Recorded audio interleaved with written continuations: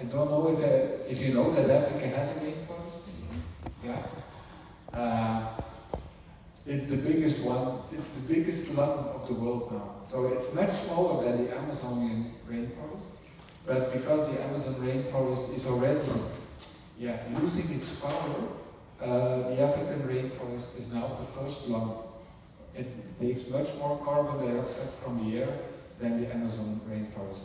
And so you could see this as a global public good, something that is important for the whole world. But what is happening with this forest is that, of course, the people who live there, almost 70% of the forest is in the Democratic Republic of Congo. And it's not a rich country. And the main source of energy of Congo is carbon coal. So it's just the burning of charcoal, so it's burning of trees, and then this charcoal is used for instance, to cook. So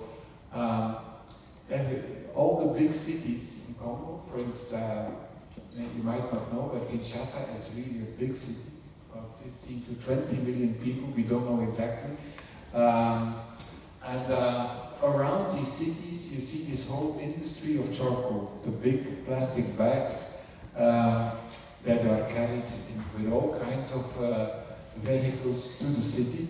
And so one such a bag is about $30, $40. Yeah? And the big tree, if you burn it, can give at least 10 of those bags.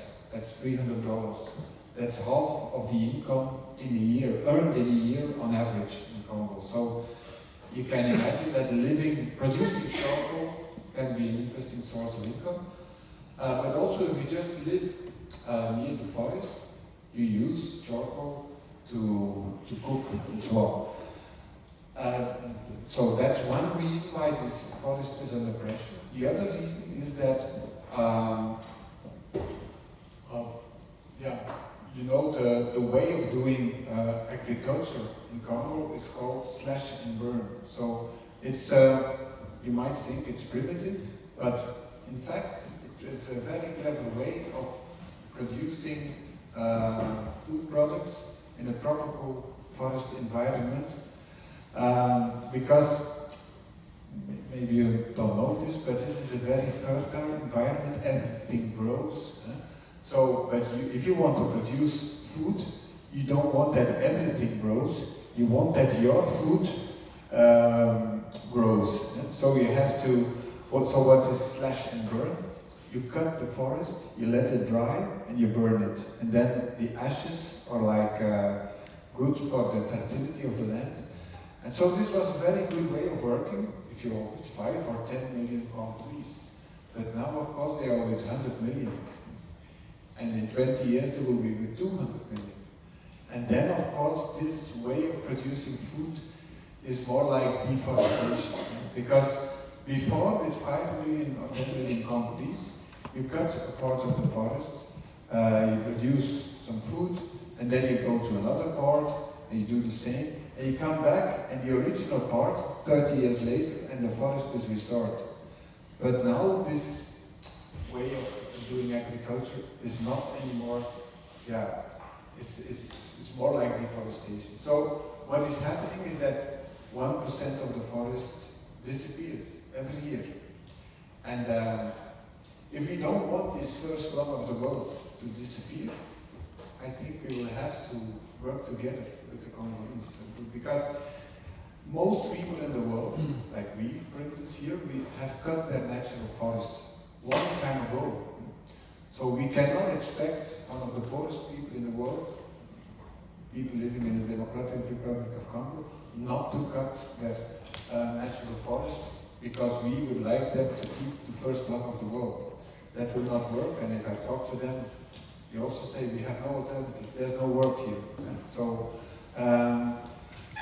so this is a challenge, and so for me this is an example of that we need to work together for a common interest. And so what is the interest of the Congolese?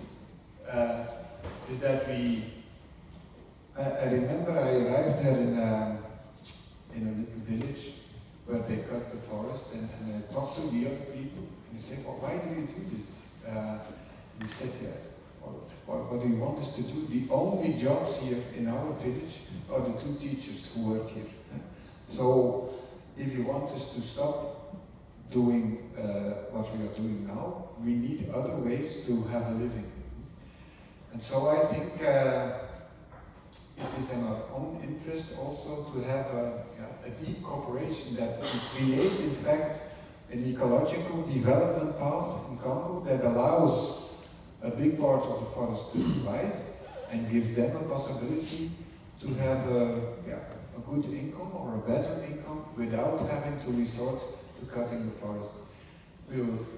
Either we do that, or this first lung is under big pressure, and so but this is just one example of where I think that development cooperation, that used to be something, oh, we will help maybe people that are, or countries that are poorer than us, will become international cooperation in a common interest. So we are not just helping the others, we are helping ourselves.